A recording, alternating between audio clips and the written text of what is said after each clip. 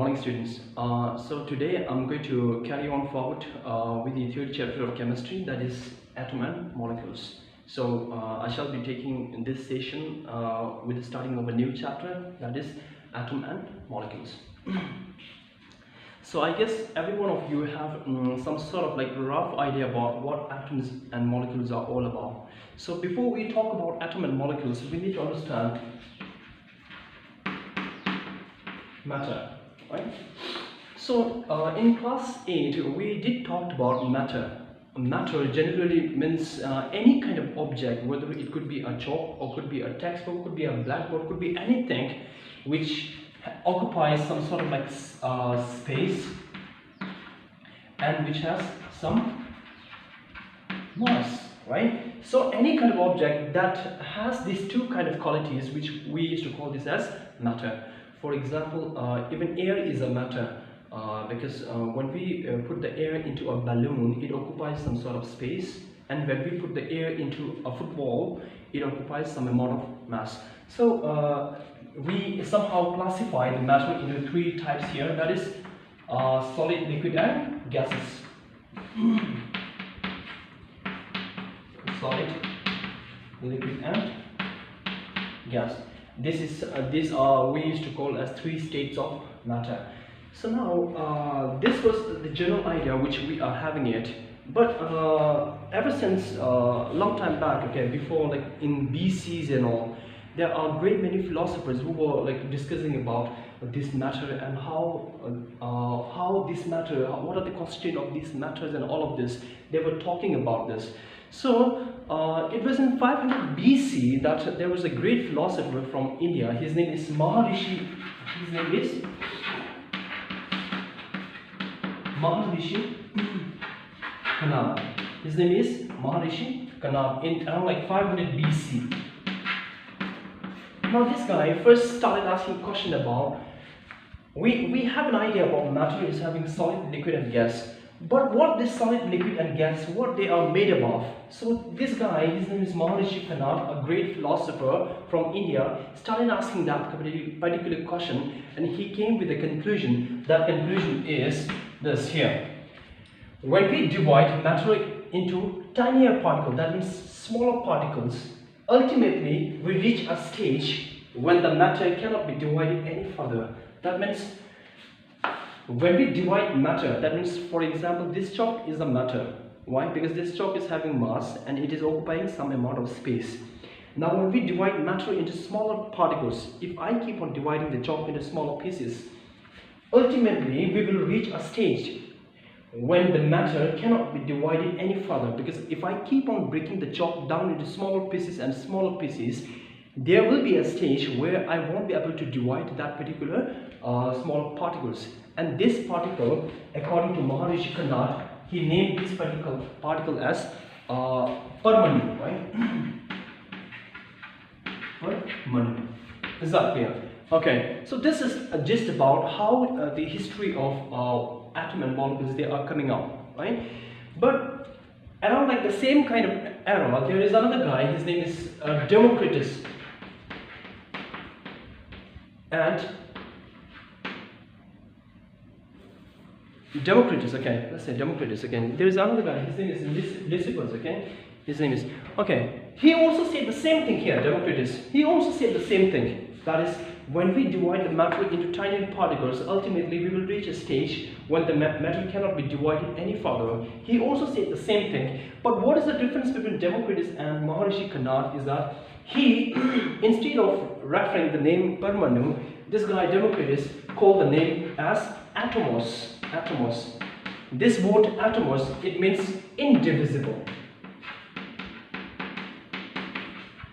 Indivisible. Is that clear? So this is how we started with atom and molecules, right? This atom, the word came from the word atomos here, which means indivisible. Is that clear? Now this is just about the history of atom and molecules.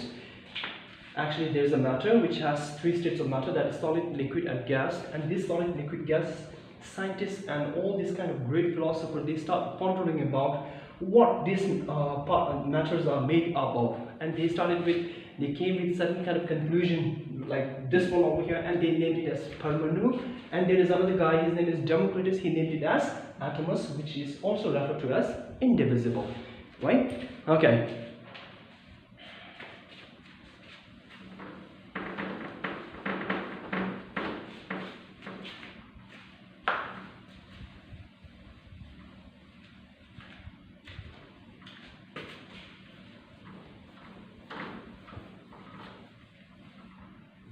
Okay, fine. Now with this, there are other kind of like scientists in late 17th and 16th, late 16th century and 17th century. Also, there are like many kind of scientists who begin to think more and more about the atom. And there was a great guy, his name is Antoine Lavoisier, who laid the foundation for a certain kind of laws which are related to atom and molecules. Is that clear? So now, since people begin to have more information about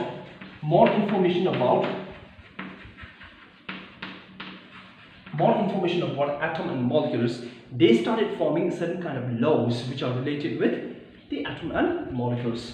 That law is called as law of chemical combination.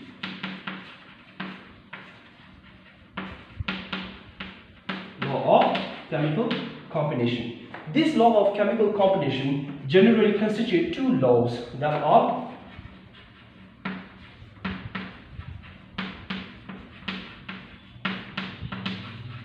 law of conservation of mass, and the second one is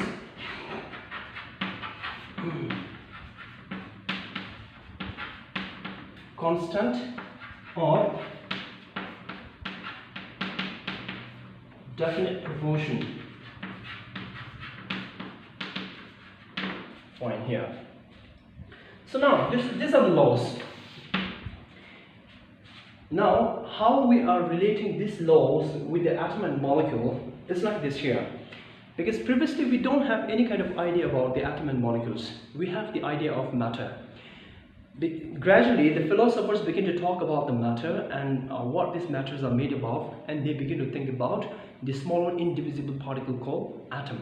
Now, these atoms, now they are not, staying in a singular manner. They constitute, like they form a chemical bond, they stay together in a group, or they form certain kind of compounds.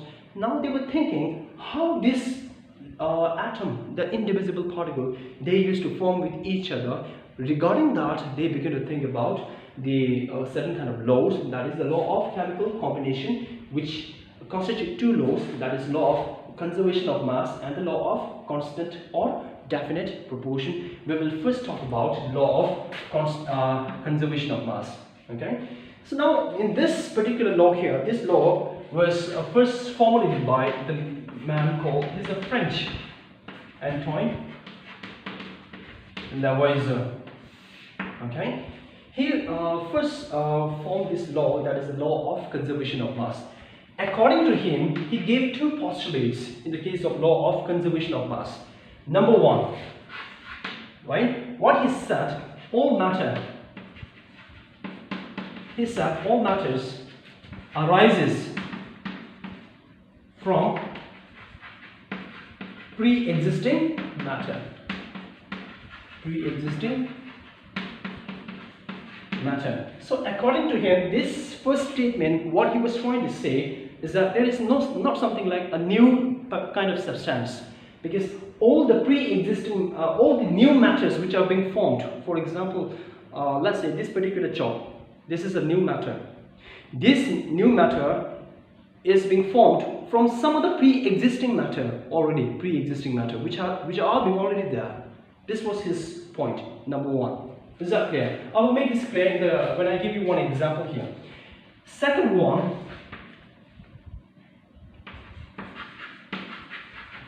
the mass of the newly formed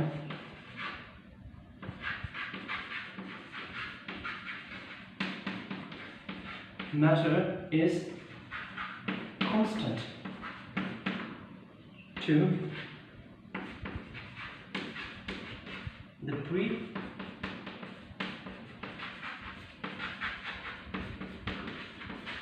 Okay, So what they were trying to say is that now there will be a new kind of matter which is being formed. This new matter, it is having some sort of mass. This mass should be equal to the mass of the pre-existing matter with which this particular substance is being formed.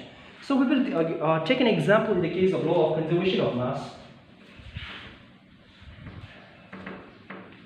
As I said in the previous class, that conservation, the word conservation, in my own word I used to say constant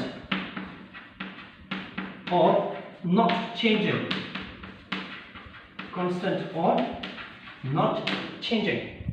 Clear? So now let us imagine, okay, I wanted to make one banana shake. Clear? I wanted to make one banana shake. Now for me to make banana shake, what I have to get is I need to have banana, and I need to have, let's say, milk. Then I need to have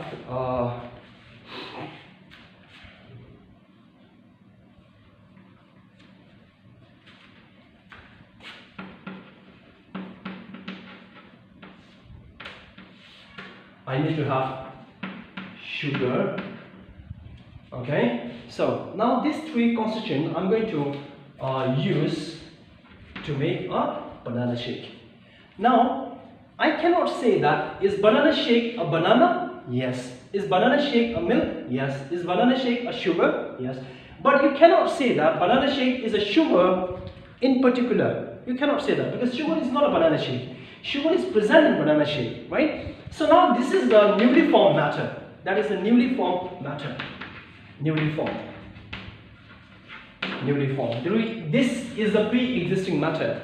Now let us imagine, okay, if I am going to use like assumptions, suppose if I am going to use 10 gram of banana and milk, let's say, normally you used to measure in liter and all of this, but for now we are going to measure 5 gram, sugar of 5 gram. If we use 10 gram of milk, banana, and 5 gram of milk and 5 gram of sugar, this banana shake, it will have a mass of 20 gram. Why? Because 10 plus 5 plus 5 is 20, this banana shake. So, according to Antoine Lavoisier, what he was saying is that all matter arises from pre-existing matter. That means this particular matter has arisen from the pre-existing matter like banana, milk and sugar. This is not a new thing because it has arises from the banana, milk and sugar. Is that clear?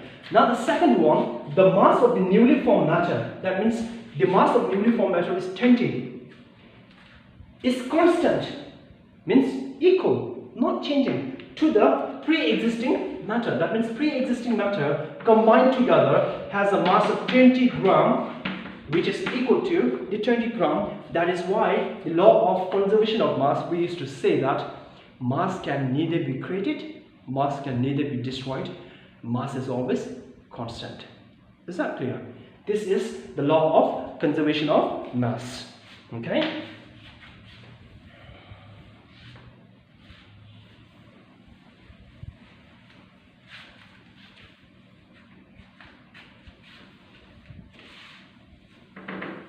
Okay, let's go for the next one, that is the law of constant or definite proportion.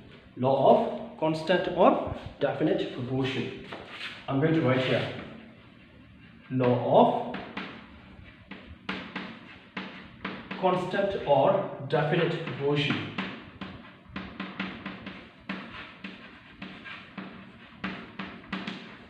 This law was first given by Joseph Proust, which is why this law is also referred to as Proust law. Understand, this is also referred to as Proust law. Okay. So now, in this law of constant or definite proportion, what we need to understand is that this statement, what the statement was, in a chemical substance,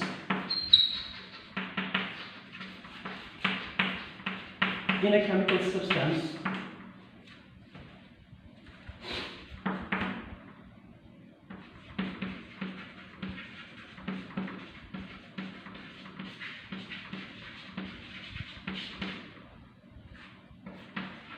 together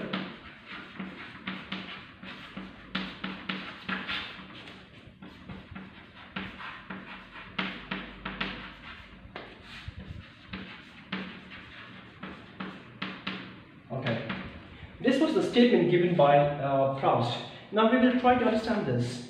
What they were saying is that in a chemical substance, that means, let's say, suppose a chemical substance, in that, let's suppose imagine, okay, there is a chemical substance, say C, okay. This chemical substance is made up of certain kind of elements like A and B,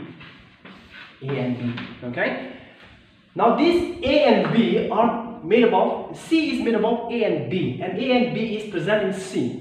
I hope I'm not trying to make it more confusing to you, okay? Let's make it more simple. Let's just go for the example of banana shake here, okay? So now we made the banana shake here. Banana shake. Now I have given this banana shake to Mr. Tenzin here. Mr. Tenzin, okay? So Mr. Tenzin took the banana shake and he really liked that banana shake. So what he asked me now that he is going to bring two more of his friends. And he requested me to give me the same banana shake. Understand? So now previously when I was making this banana shake, I used banana of 10 gram, and let's say milk of 5 gram or sugar of 5 gram. I use this. This is 10, I'm sorry, 10. Okay? Now I have given these three constituents and I made a banana shake and I gave this banana shake to Mr. Tenzin here. Now Tenzin really liked this banana shake and he requested me to make another banana shake for him as well as for his friend, two of his friends.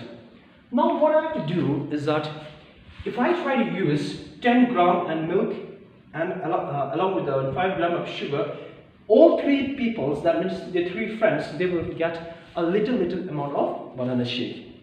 But I don't want this to happen, okay? Because they are going to have a glass.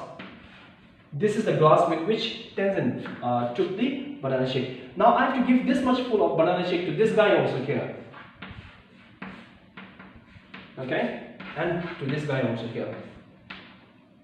Fine. Is that clear? So now I have to give this. Now in order to give this, what I have an option is that I have to add some more banana and I have to add some more milk, I have to add some more sugar. Now what I will do is that in general case, in order to make the proper kind of taste, that means the same kind of banana shake which I had given to Tenzin, what I'm going to do is that I'm going to make another 10 plus another 10. This is for this guy here and this is for this guy here. And I will add another 5 and another 5 milk here.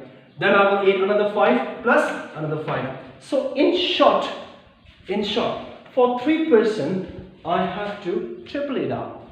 Is that clear? So the banana shake which I made for all these 3 individuals, all the 3 is 20 gram and 20 gram. That is fixed proportion by mass. Is that clear? In short, if I give you another kind of example, is that let's suppose imagine we talk about ammonia here, ammonia, NH3, ammonia. Let's say 17 gram of ammonia. If there is a 17 gram of ammonia, we can somehow say there is a presence of 14 gram of nitrogen plus there is a 3 gram of hydrogen. In a chemical substance, the elements, that is nitrogen and hydrogen, they are present in fixed quantity by mass, that is 14 and 3 by mass. Is that clear? Similarly, in the case of, let's say, 9 gram of water, that is a chemical substance again, it has the presence of hydrogen and oxygen here. It has the presence of hydrogen and oxygen. In a chemical substance, all the elements, that is hydrogen and oxygen, they are present in a fixed quantity by mass. That is 8 gram and 1 gram of hydrogen, that is equal to 9 gram. That is the ratio of 1:8. This is how the law of chemical combination is all about in actual sense. Is that clear? So,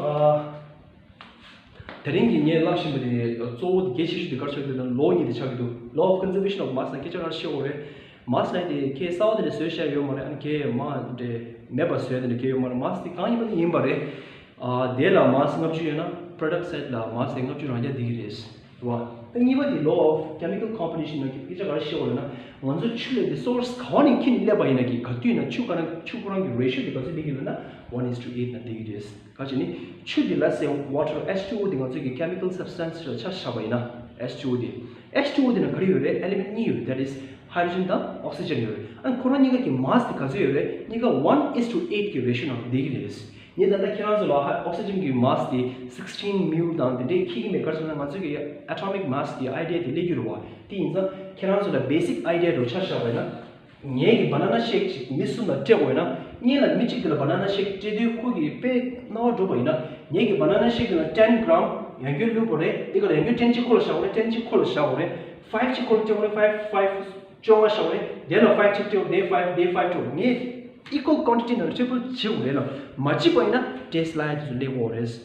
So, Katina chemical substance signal, Katina mass 20 gram, Chipochigan lead out, Katina, once again, fixed proportion by mass liters. Thank you. Yes. So, we were previously talking about the law of chemical combination. So there was a guy, his name is John Dalton, and he referred to the law of chemical combination. On the basis of that law, he proposed his own atomic theory, that is referred to as Dalton atomic theory. And he has given a very 6 important postulates here. Number 1, 2, 3, 4, 5, 6. So we will try to understand every one of this 1 to 6 one by one. So let us first try to imagine there is an element A plus there is an element B, and this gives rise to element C. Okay, compound C, I'm sorry, compound C. Now according to this, the first postulate, all matter, they are made up of tiny particles called atom. Now this particular matter is made up of the tiny particle of A and B. Is that clear? For example, even in this A case element here, this particular A is made up of a certain kind of atom, which are like totally indivisible over here. That is, atoms are indivisible. That is, atom cannot be divided any further. And this atom cannot be created or destroyed. Now to understand this, we need to think over here. If you look at this C here, this compound C is formed with the help of A and B. Now if I ask you, if you focus on this particular compound C over here, if I ask you where is A and B, you will somehow say A and B is present within the C, right? Because this C is made up of A and B. Now is there a new kind of atoms coming up over here? No, because this compound C is ultimately made up of A and B. So that means atom cannot be created. Now, can you say that this A is missing in this? No, this A and B both are present in that. That means it cannot be destroyed. So there is no formation of new atom, and there is no loss of the pre-existing atom in that. Is that clear? Now the third one, the atom of a given elements are identical in mass and chemical properties. Now we have two elements here, that is A and B. Let us try to zoom this A. Zoom out. We are zooming out. When we zoom out this element A, we will find a small amount of atom A in that. And all these atom here, all this atom which are present in this particular element A here, A. All this A, they are identical in size and they have the same kind of chemical properties. Is that clear? Now, if you try to refer A with B, they are completely different. Why? Because A and B are totally different here. That is the fourth one. Atom of different element, that is A and B are different element, have different mass. Now this B, if you look at this B, we are going to zoom out this B here. Now this B, if you look at this B and this A, they have different mass and their chemical property is totally different. So on the basis of that, 3 and 4 can be understood. Now, let's go for the fifth one here. In the fifth one, atom combine in simple whole number ratio to form compound. For example, let us think about water. In the case of water, there is a presence of simple whole number ratio of 2 hydrogen and 1 oxygen. That is whole number. You will never see whenever there is a formation of a compound, there is a half molecule or quarter molecule of this and 1/4 or 3/4 or whatever it may be. There won't be anything like this kind of like ratios over here. Is that clear? So the atom combine in simple whole number ratio to form compound. Now the third one, the sixth one is the relative number and the kind of atom are constant in a given compound. For example, let us think about this is somehow similar to the law of constant proportion or definite proportion, which somehow says that water is present in the ratio 1:8. It doesn't matter where its source is, where it comes from, types are, the chemical formula is 1:8, that is in the ratio of H2O, that is in the mass of 1:8 here. So the relative number and the kind of atoms are constant in a given compound. Let's say water is a compound, H2O. This H2O has a relative number and the kind of atom present is always in the ratio of 1:8. Is that clear? So this is just about the Dalton atomic theory. So Dalton atomic theory ne ngajek ja kha shigol na matter le di ngajek atom gi su yu le law atom di pitchin ju le ani atom di ngajek kha law le divide che yo mane an saw se yo mane ma never se yo mane penetration de la compound C na yu na la e the B ni la C na yor de yang kena gi dina la saw form chigol na saw ke form chigol mane kai la di e the B gi drup shek di C chawol ba.